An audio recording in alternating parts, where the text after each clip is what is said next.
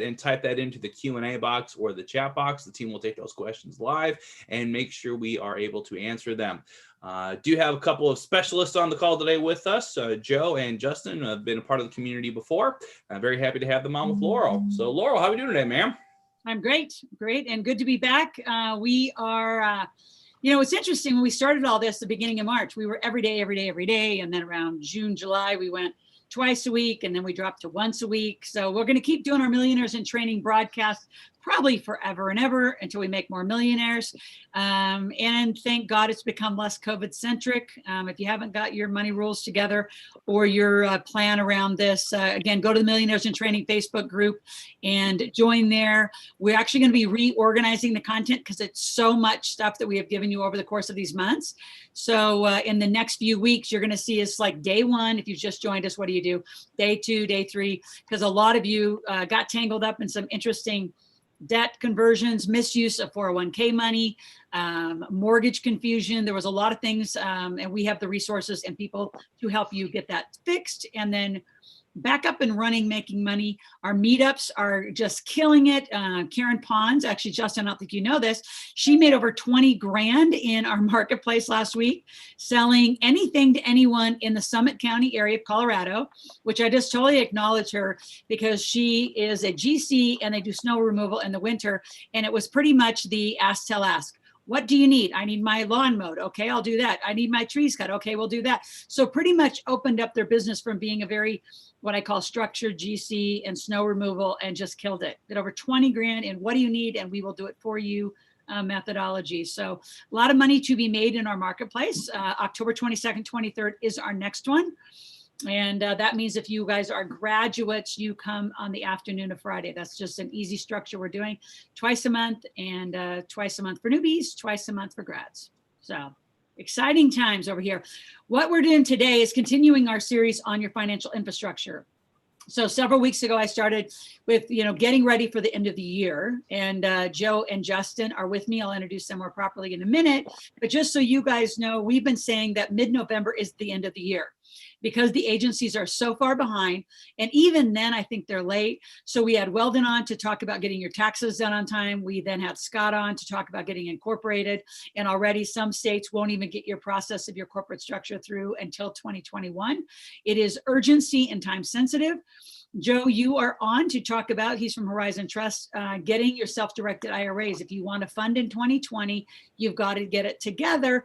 But right in front of us is Kansas City. So we've been planning this for months and months and months, and using your self-directed IRA money to buy real estate, especially equity in real estate, is an extraordinary use of that money. So Justin Bennett is with us to talk about our Kansas real estate tour and big table coming up this weekend, which we will all be there. In fact, for the first time, we will see that young man down there we never see, Thomas, because we are in his backyard. I don't think I've physically seen him working for at least a year, not 2 years, long time. Yep. So we will actually all be together in Kansas, inviting you to go. Anybody who's ever been to our marketplace, you have a ticket if you successfully completed. So there is no excuse but to get yourself on an airplane, sort out your quarantine if you have to do it when you get home. That's just part of doing business, is what I'm telling people now. It's not like a distraction. You've known about it for 7 months. It's not a surprise. Figure it out on the backside, create some project, write your book, do your webinar, do some phone-based sales, do your ask, tell, ask, do something to figure out your 2 weeks when you got to go home. But don't miss this one. It's the last time we are together in person in 2020. So to start, first of all, let's stay with Kansas. So Justin, talk a little bit about Kansas. What's exciting about it? Why that market? And then Joe, I'll have you talk a little bit about the self-direction of IRAs, and then together as a group, why we do that with real estate. So welcome, Justin Bennett. Thank you, ma'am. Thank you. So Kansas, why Kansas? Well, number one, because I'm here, I can control a lot of variables. Number two, we've identified a few markets within the Kansas City and Topeka areas and the surrounding metropolitans that, they fit our needs, they fit our requirements, they fit our criteria for growth and for holdings of properties. We've in a short 3 years, we've kind of shifted our business focus multiple times. We've adapted to the times, the crazy times, the COVID times, the competition within the markets, the price fluctuations, and we've done a lot of different things to really identify our niche. And what we're doing here in Kansas this weekend, coming up Sunday, Monday, Tuesday, is we're going to show you how we identified it, why we identified it, what we look for, what's different about what we do versus what others do, and the difference in the two markets, even though they're very close, what the difference is in the markets, why we play in the different markets, and how they complement each other. So, one market's more of a value add play where we can get in and we can create a lot of instant equity, and we can refi the value of that property out and get our capital back and continue doing projects. While the other area we like is more of an appreciation play, like you'll find towards your coast. You purchase a property, you're not going to make a bunch of ROI immediately, but over time it's going to increase in value. And so we mix value and yield plates to create kind of hybrid investments, and that's ultimately what we want to show you.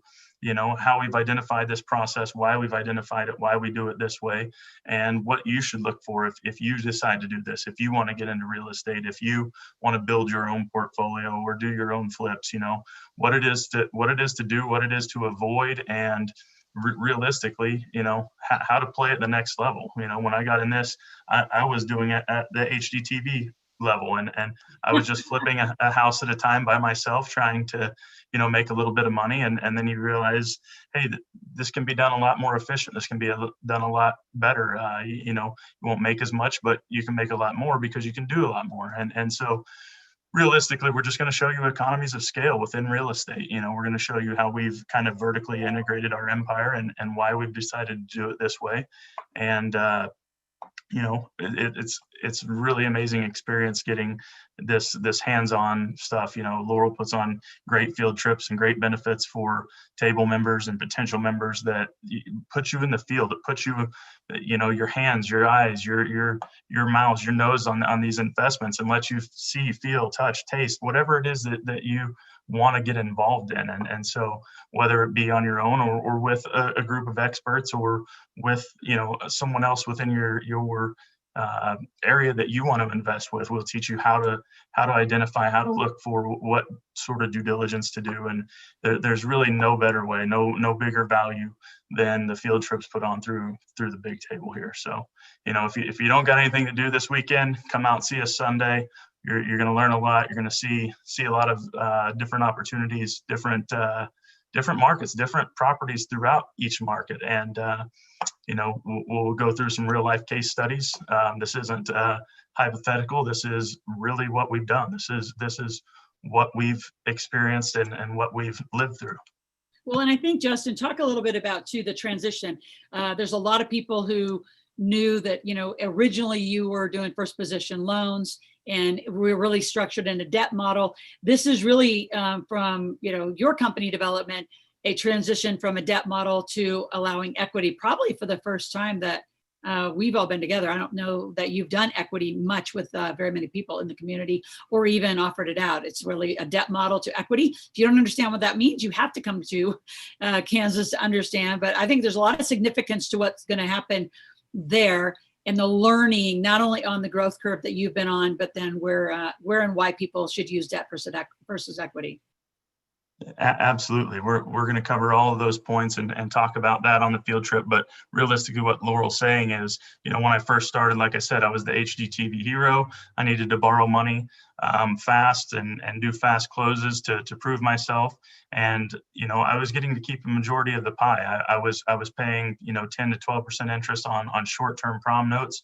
And, I was greedy. I told Loral I was greedy. I don't want to pass that away. She's always tried to convince me that, these equities, these partnerships are a way to go. This is a good thing. It's not bad. And all I could see was, I'm giving away so much money if I do the equity plays. And so I wanted to keep it. But now, being where we're at with the experience we have, we've it really, really accelerated our growth over the last 3 years to where we don't need that expensive money. And so it's like, well, we don't really need that money anymore. So, if we can get agency debt, or we can get conventional financing at, half the cost, why would we continue to do this? And it's been kind of out of loyalty to some of the big table investors, some people we made some great relationships with along the way.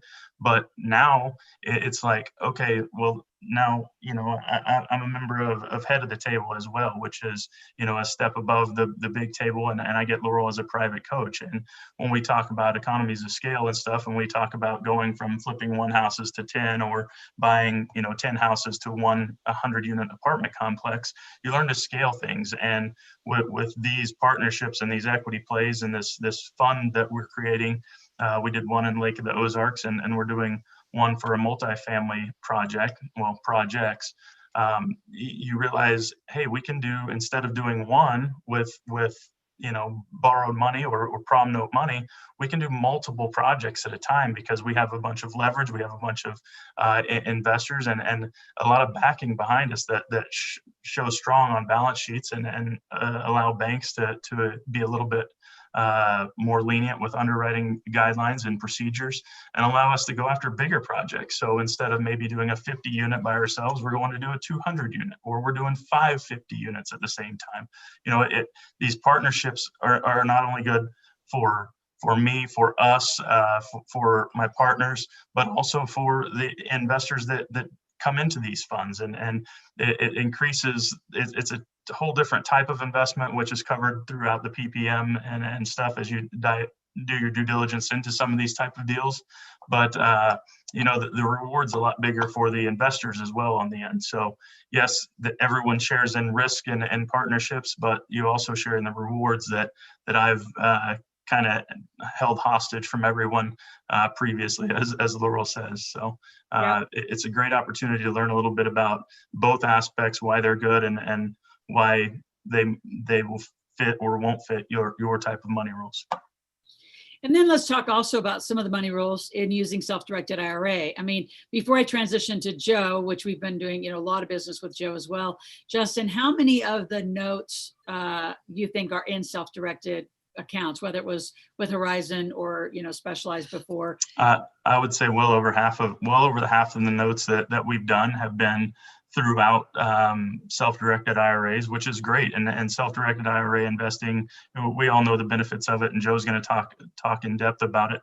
But one of the big things is when we talk about qualified money and money we have set aside, prom notes that we do, we're paying out monthly interest, and that's something a lot of people don't do, but we wanted to do it when we first got started to show people that, hey, we're going to perform, we're going to pay our bills, we're going to make you the money we promised to make you.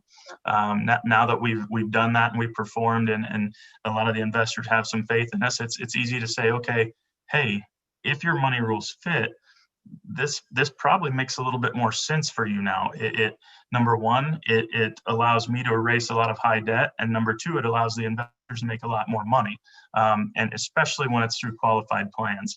Qualified plans are things that you aren't pulling cash from every month. It's not, when I pay you $500, you're not putting it in your pocket. You're not paying your cable bill with it. You're not buying groceries or gas with that money. It's going into your qualified plan and it's sitting there. But it's not compounding interest when it goes back into your self-directed IRA. Until that money gets big enough to reinvest into something else, it's just sitting there. And so knowing that money is for future use, and it's probably within your money rules, allowable to do some longer term investments where you don't need monthly payments, then it makes sense to look at opportunities like this, whether it be Hawthorne or any of the other investments out there that are longer term, that show that they can generate larger returns versus the 10-12% notes, and most people probably aren't getting 10 to 12%. But in qualified plans like that, you need to really think about your money rules as far as, do I need monthly payments? Do I need a guaranteed 10%, or can I do something that's projected to do way higher than 10%, but worst case scenario, I might get 10% anyways. So it's just case by case, person by person preference, money rules, due diligence, where you're at in life, and how and when, where you need that money. So we're going to dive into all of it. It's going to be fast and furious, as Loral likes to say. We make you guys drink water from a fire hose, and it's fun. It really is. You'll learn a lot. And Joe will be there. Joe, talk a little bit about why self-directing, in the context of the end of the year, right? And I keep saying, if you don't have your stuff set up, you're going to blow the end of the year.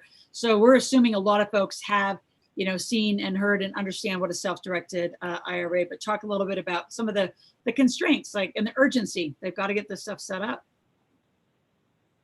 So yeah, I know a lot of you have probably heard what a self-directed IRA is, since I've talked about it on numerous occasions, but right now we can definitely talk about some of the deadlines. So as you approach the end of the year, especially right now, postal mail is delayed. There's just a bunch of things that are taking excessive amounts of time that we're not usually used to. Don't vote by mail. Don't vote by mail. That's right. Walk your little self and show your damn ID. Anyway. That's right, exactly. So as far as the deadlines, you have until your tax filing deadline in order to make a contribution. But in order to make a contribution in 2020, the account has to be established before the end of the year. So even though you may have until April to actually fund it with a contribution from 2020, that account needs to be created today. Literally, the end of November is about as long as you want to go to make sure you get that account established. And this is not just IRAs as well. A lot of you who want to be able to make technically or potentially elective deferrals from an employer type plan, you want to have that plan established within the same year as well. So any of you that have created some entities or finally got through the waiting list and now have that entity created, the next thing is potentially creating that solo K, which will allow you to start making some of those contributions and deferrals into that plan. But again, it needs to be established before the end of the year if you want to take advantage of padding or contributing to those accounts prior to the end of 2020. So you have until April technically, and even then you can file some extensions on some of the solo pay plans into October to fund it through the form of a deferral or a contribution. But in order to do so, that account needs to be open prior to the end of the year. 12/31 is absolute cutoff. And technically I needed a few days prior to that so I can make sure I can get it open in time. So let's definitely, if you are looking, thinking, you want to take advantage of contributing in 2020, then definitely start now and not later. And so just talk through, just if anyone is new to our Millionaires in Training group, just the few kinds of accounts. I mean, clearly we're huge fans of Roth IRAs, solo. So just talk kind of overview of the kinds of accounts and what kind of contribution you can do there. You can put so much money into this, I'd say, kind of money. And again, a lot of you were still teaching you there's a differences, like we just talked about Justin, there's a difference between debt and equity. There's a difference between qualities of money, and a lot of you are still learning that. So as far as account types, a lot of you are more than likely going to be familiar with the good old-fashioned 401k. That's the one that you've got from a prior employer, whether it's, the Walmarts of the world, the Targets of the world, etc., who provide you with a 401k. Well, the solo K in essence is the same version, but for your self-employed business, you as the business owner, that entity that you've created with Scott that now allows you to start earning money and making those deferrals into your own retirement plan. That's really what the solo K is treat it like a 401k for an employer plan, except it's for your own business. And then your IRAs, a lot of you may even have a traditional or a Roth IRA, or what's even coined now as a rollover IRA, which is former 401k money that's been converted into an IRA with or without you knowing. Usually happens when you leave a place of employment. Once you have those are usually the accounts that are tied to Wall Street. Well, I offer the same type of vehicles, traditionals, Roth IRAs, but I do it a little differently. We allow you to self-direct. So you hear Justin talking about these real estate deals. You hear about some of these, the cannabis projects, cryptocurrency, promissory notes, private stock in businesses, all these things that you hear throughout the community. These are all types of self-directed or alternative assets. And that's exactly where I come into play is I create the same vehicle that you may be used to that's usually tied to your employer or Wall Street, but I allow you to self-direct it in all of these alternative investments. So that's the exact role that I do. I more so create or provide the vehicle that allows you to use your retirement funds. And to Laurel's point, as far as the Roth is concerned, Roths are very advantageous. So as you start making contributions into a Roth IRA, you have the ability, when you hit, the IRS does have certain criteria as far as when you can start taking distributions or what they deem as retirement age, which is 59 and a half. But as long as you hit those criteria, any monies that you make or contribute into a Roth IRA when you start taking those distributions when you're ready for your Freedom Day, it's completely tax-free. So any of the growth that you've seen through, take some of Justin's investments, these promissory notes that are giving you 7, 8, 10, whatever that number ends up being as far as the rate of return, whatever that is, as you're using your qualified money to do so. And remember, you're making these contributions every single year as well. So it's not just a one and done. You want to put money into these retirement accounts as frequently as possible. There are some contribution limits as far as what you can contribute per year, but the growth potential through the form of investments that you're making, there's no limitations there. As long as the IRS allows you to invest in that vehicle, you can absolutely use your qualified money to do so. And that's another kind of beautiful thing about the Solo K. It's the only vehicle that allows for both traditional or tax deferred, as well as Roth, your tax-free contributions into the account. So it's really a hybrid of sorts, not only allowing you to contribute to both, it allows for you to take out a loan. So if you needed to grow your business or scale or take that next level, it's the only plan out there that allows for you to take out that loan. So it's definitely some great perks on the Roth and the Solo K vehicles, should you choose to use those to help grow your Freedom Day. And Joe, there's so many people that are unemployed. Talk a little bit about the rules of, I know a lot of them that are waiving. In fact, a whole bunch of pilots that finally just got word that they will stay employed. A bunch of other pilots are not going to be employed. So we just have a huge group of those kind of people. We have firefighters. But as people are deciding, should they self-direct or not once they're unemployed, give them some, benefits, some guidelines to doing it. I think they should move, even if they go back to their employment while you have that window of time of being unemployed. Take your money and skate. Get it self-directed so you can make the choices. You can control. You can decide if you want to go, do this apartment PPM with Justin, or maybe independently you say, you know what, Justin, help find me a fourplex. I want my own, and use that money that you've been working for an employer that is sitting at usually a mutual fund and a bond in the old employer. So talk about how critical it is and some of the rules of the transfer. So great point. Obviously, right now with some of the things that have occurred this year, you're definitely going to have some people out there that may qualify to take out or move your 401k plan into a self-directed IRA or Solo K for that matter. So any of you that have had a triggering event, and that's the key word here, it takes a triggering event in order to move these funds. So let's fast forward 6, 7, 8 months from now, everything's back to normal. And you're employed, you can't move those monies anymore. It's still going to be part of that 401k. But any of you who have been laid off or have lost that employer's ability to contribute to that plan because you're no longer employed with them, now's the time to move it into a self-directed IRA or into a self-directed Solo K and start utilizing that fund, those monies and funds into some of these alternative projects that are out there.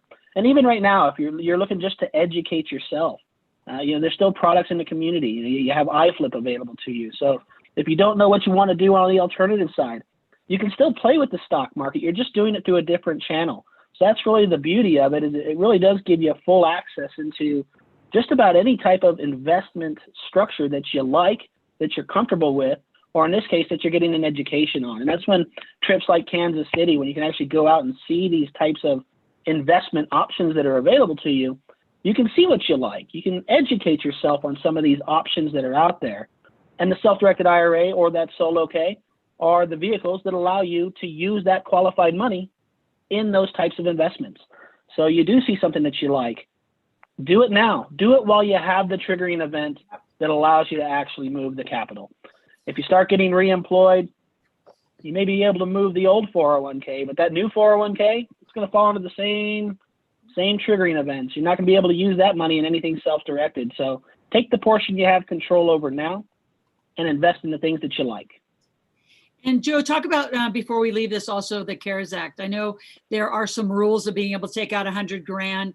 And again, you could take out $100,000, go get it to Kansas and put it into the PPM. So talk about the rules around that. I think there's a lot of confusion with there too. Sure. So yeah, as far as the CARES Act, there's quite a few rules that are going on. In fact, right now, it may even change again, just simply due to the fact that we may be extending some of the things due to COVID, which created this CARES Act in the first place. But potentially, some of the limitations that you had in regards to borrowing. Let's take the classic scenario of the solo K. The solo K allows you to take out a maximum of $50,000 or 50% of the account, whichever comes first, to do through the form of a loan. And that gives you the ability now to take out the loan within that 5-year period and pay it back. Well, with the CARES Act, there's some changes to that. Those similar types of loans are now eligible through an IRA, which is never allowed in normal circumstances other than major triggering events like a first-time home purchase, medical emergencies, and things of the like. But this has actually created a window for some of those folks out there who may have been impacted by COVID, whether it be through the forms of employment, lack of daycare, things that may have changed lifestyles. That's where the CARES Act is really kind of a short term. It may be extended. Again, I don't have a hard deadlines as far as ending, since it is constantly being modified just due to the circumstances we're in currently. But it's it does give you the ability now to take out those loans potentially through the IRA, not just the solo K any longer. And the limits are, yes, Laura, it can be up to 100,000. And there's no. What's the payback on that? So talk a little bit about that, right? Because I really want, and I want Justin here too, because there's going to be people with big 401ks that don't know about it. So this is if they're employed, they can borrow up to 100 grand. And what's the payback structure? And so when we're together and somebody's saying, I don't have enough capital, but I have this big 401k and I have a job. Got it. So as far as the distribution, the CARES Act will allow eligible individuals to withdraw up to 100,000 from their retirement accounts. This would include a 401k from your existing employer. So those of you who may not have the ability to necessarily roll it over, it does give you the ability to take out that distribution. Now with it, depending on your age, this is usually one of the biggest preventers of people doing that is if you're pre-59 and a half, there's a early distribution penalty of 10%. Well, currently with the CARES Act, that 10% early withdrawal penalty is waived as long as the distributions are paid back within 3 years. So in essence, it's allowing you to take money out of an IRA or out of a 401k and essentially use your own money through the form of a loan. So again, you heard Justin speaking to it. Why use the expensive money? Why take out a loan through a bank if you have the ability to take the loan from yourself with no excessive interest rates? You do have a time frame in which you have to pay it back. So that is one thing that you definitely want to keep an eye on. But really, if you take a look, and what I can even do, Laurel, I'll send over a one-page if you want to share that with the community. It's open to all. I'll send this over to you and Steve. We can definitely get this out on the forum.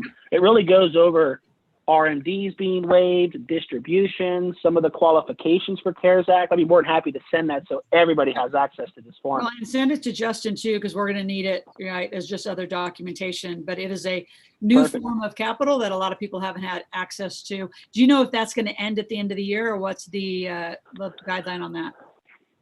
Yes, unfortunately, I don't have a hard cutoff date because of the extensions that could potentially be occurring, especially as we roll around into the winter. It could change or create a hard stop for this.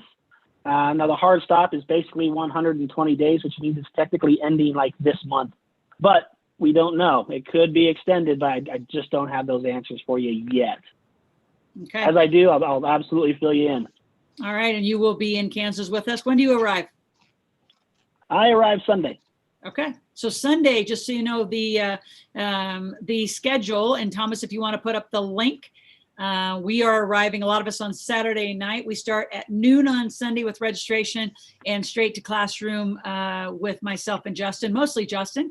But Joe, if you're there in the afternoon, I want to bring in the 401k conversation right away. Scott will be there about the entity conversation on how you can prepare to just prepare your money, whether you do anything on this tour or you do something else with your money rules. It's up to you, but be prepared with your money, which is where most people go wrong. And then Sunday night, we actually go into the hotel that we're staying at. Is super cool. It's an old Pabst Blue Ribbon facility. I don't know if it was their plant. I mean, I don't know, Thomas, what was it? But they're hosting this Boulevard Brewery. It's what? It was an old brewery. It's an old brewery. So super fun. They're actually hosting, excited that we're going to be there on Sunday night, a rooftop party and a networking. And so we have some activities. We have a gentleman, Ridgely, will be with us, and we'll be doing some fun activities that'll get you all interacting, even you shy ones out there. Then first thing on Monday morning, everybody up, and on a bus. If you don't want to go on the bus, you will be following in vehicles behind. And we are headed to Topeka. We're going on a tour. We'll be back.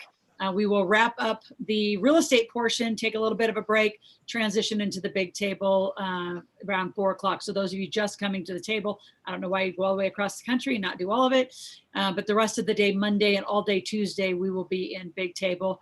And you have to know, it is so directed at real estate and real estate education and preparing for the end of the year, which is who you saw. You're going to see more tax strategists there. Scott will be there. Joe will be there. Everybody you've seen in this financial infrastructure to prepare for very soon an end of the year. And we're not talking 12/31. We're talking about November 10th, 15th. And Marlon, you are hardly shy, funny guy. I'm just responding to his funny little comment because he'll be out there as well. He's coming down from Iowa. So there's the how to register for the event. Justin, Joe, anything else to wrap up for today? Good. Come see us. Come see us if you can. So we will see you in Kansas. The rest of you, if you are not planning to go and you have not gone to a marketplace, again, Thomas, if you put up the link, October 22nd, 23rd is our next meetup in Marketplace. The 23rd will be all of you graduates. You can join around 2:30, 3 o'clock in Marketplace through the end of the day. So our goal is to get you marketplaces on a regular basis, place to keep coming out and make money. Justin and Joe, you are welcome to roll. Justin, we're going to jump back on a call with you in a minute, but I want to answer a few questions. What's the drive time to Topeka? It's about an hour, right? Yeah, from where we'll be staying, it'll be about an hour. Yep. And anything else, Thomas, to wrap us up for the day?